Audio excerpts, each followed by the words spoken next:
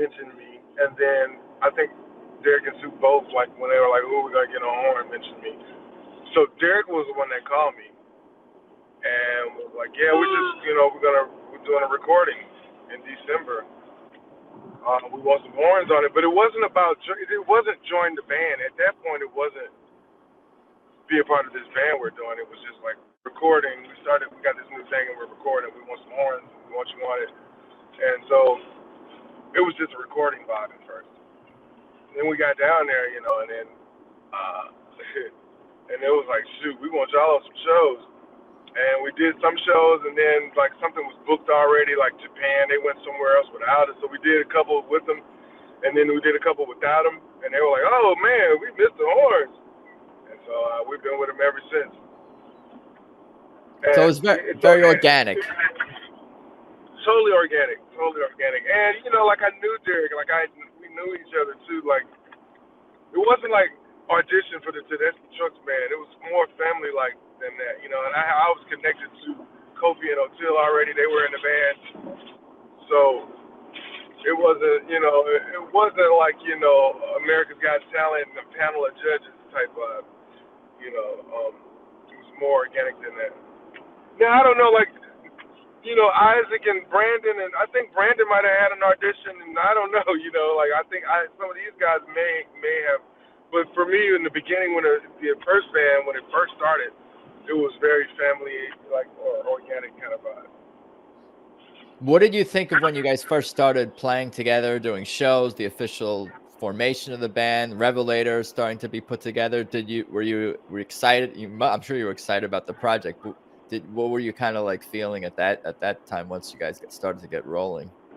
Well, man, it was all very exciting, extremely exciting, and it was very good. It was like so powerful, and we were like, "Yo, this is strong stuff." We all felt it. We were like, "This is some of the strongest stuff out," And I mean, we felt like we were the best band in the land, and it was killing. Everybody was killing. Otil, Kofi, everybody up there was killing. Maurice, me, JJ, Falcon, Derek too, everybody.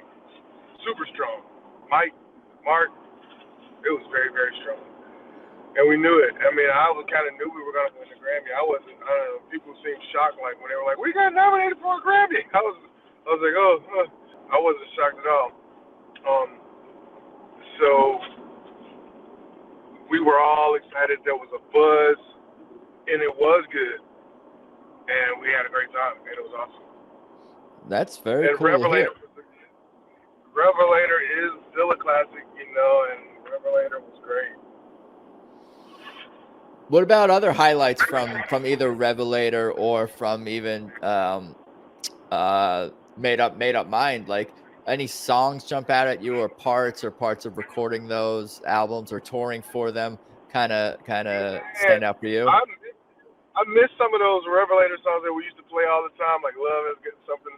There's some Revelator songs that I'm like, man, we got to bring those back. But we've done so many songs and albums.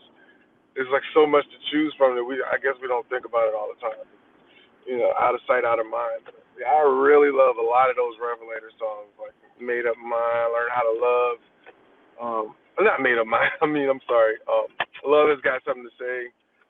Uh, "Learn How to Love." That was just such good stuff. But "Made Up Mind" was awesome because that's when Otil went to start his family and stuff, and we had Pino Palladino, who was a legend and played with D'Angelo and stuff. He was on the recording. He didn't tour with us because right after that recording, we were like searching for a bass player for almost a year until we found him. And but that record was slamming, man. Pino was laying it down on "Made Up Mind," man. It was amazing. And so that record definitely stood out to me as well. And then some of the other moments that stood up after "Made Up Mind, once we found Tim and got Tim in the band, we started going to, during my lows in particular, and Derek too, we started going more out, like more crazy, once Tim got around, and going to like outer space kind of places. And those were really highlights for me too. And then we even started like a side project, just playing out Whose Head Is This, which is outness. And we're going to do some more with Whose Head. And that's been a highlight too. And Whose Hat is a highlight for me too because it's just so free. There's no songs. It's all moment, and it's all so fun, and it's all as out as possible. And you got to see Falcon and Whose Hat is this. Falcon comes to life. He's like Colonel Bruce, 3000. I mean, he's like, man, Falcon is so funny and smart and quick, and yeah, you gotta check Falcon out and Whose Hat is this. That's been a highlight too. And so once Tim got in and Derek, we just started feeling all this outness like on my solos. Like I just love that, and it's still that's still there. And then Boone came, and Boone is my friend. Boone used to play music in the park when he was young. Like when he was a college student, he was in music in the park, and then I started using him with the Wolfpack, my group. We didn't talk about that earlier, but I have a group in Atlanta called Wolfpack that used to terrorize Atlanta. Like we used to get Best of Atlanta and Creative Loafing like every year. We used to terrorize Atlanta. We rode down on the highway on a 18-wheeler trailer one time playing, and we used to play on roofs of buildings, and we used to terrorize. Man, we did a lot with the Wolfpack, and we got it. Man, we're legendary. But anyway, so Boone used to play with the Wolfpack before Tedeschi Trucks. So then, when it was time for Boone to come around, Jack was like, "What you think about Boone?" I was like, "I love him, man. Get him." And that's been great to have Boone on the team, man. Boone is such a sweet person and such a killer at the same time, man. So it's been fun, and now that Isaac is there, and they're younger too, man. They're all like young, like Boone's 20 something, And most of the band's medium age is 40, I think, but 40 something. I mean, a couple of 50s. But they're like, Boone's like 20 something, and I think Isaac might just be fresh 30 or fresh over 30. So they bring a young spirit and a young hunger to the picture, man. That's been great. That's good. It's like a sports team almost in some ways. You need it's good to have like youth to kind of reinvigorate or just like help sustain the inspiration, motivation. Not that you guys need that as veterans of the music industry, but like it helps, I'm sure, to have some of that youthful energy. It totally does. I mean, I can feel it, the excitement, and, they're hungry. They want to do stuff. They want to try stuff, man. And it's great, man. And I've been loving it. Yeah, you guys have such a huge catalog now. I appreciate it, and it's going to sustain me. Just the new, like I've been listening to so much of the new stuff. Like you almost forget to go back and listen to some of the other earlier stuff. But I make time for all of it for sure. Any other? I mean, I only have a couple more questions for you, but any other highlight? I have another highlight. I got another huge highlight. So we did this album, which is great, which I love. I'm loving playing the songs and the records. Everything about it. But my buddy from my band, the Wolfpack, uses tubas, and Derek asked if for one of the songs we could get a tuba to fall in, and so he came to the studio and he did that and a couple of other songs. But then we went out and did the live shows, and the first he came out in Jacksonville and Atlanta and played with us on the show. I saw a couple of them. It was awesome. Man, I love it so much, and I hope we can do that more with him. And that was one of the big highlights for me, just having that tuba standing next to me, playing Tedeschi Trucks music. Woo! That was great. Why is that? Just the sound, the horns. It's more gives your section more powerful. More horns, more power.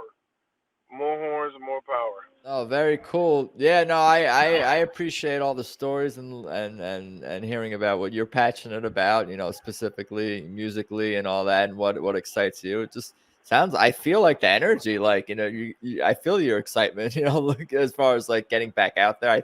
It seems like you're ready to go. You're always ready to go.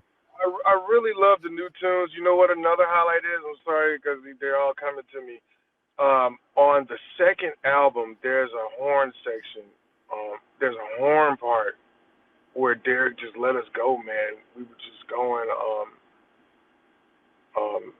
Yeah, we did the first part of the song, and there's a long outro, and we just played, man, and Derek let us go, man, and Ephraim and me and Elizabeth, man, we just improvised this masterpiece, and I believe in that. I'm an improviser. I believe in improvisation, and I'm blessed to be in a band with Derek, who likes, also is a master and loves improvisation, and so. And I believe in improvisation. Like, I believe you can make Mozart masterpieces from improv if everybody's in tune. And I feel like we did that, man, on that second album. What's the name of the song? There's so many names, so many songs. I'll pull it up. It'll come back. Oh my goodness, so many songs. Not Idle Wind. No. The newest record we did. Not the second of the I Am the Moon. Oh, you're not talking about was it all the love? Yeah, all the love. Oh my goodness, that was a highlight. I love that. One of my favorites. I mean, I got so many favorites on the new series. But you sound like a fan now. Oh man, I am a fan. Do you listen to TTB while you're driving around ever? Dude, I listen to All the Love. Oh, well, I listen to that whole album over and over again. But yeah, because we had it before it came out. So man, I had it on repeat. That's true. You're listening to it for quality control, I guess, at various points. Totally.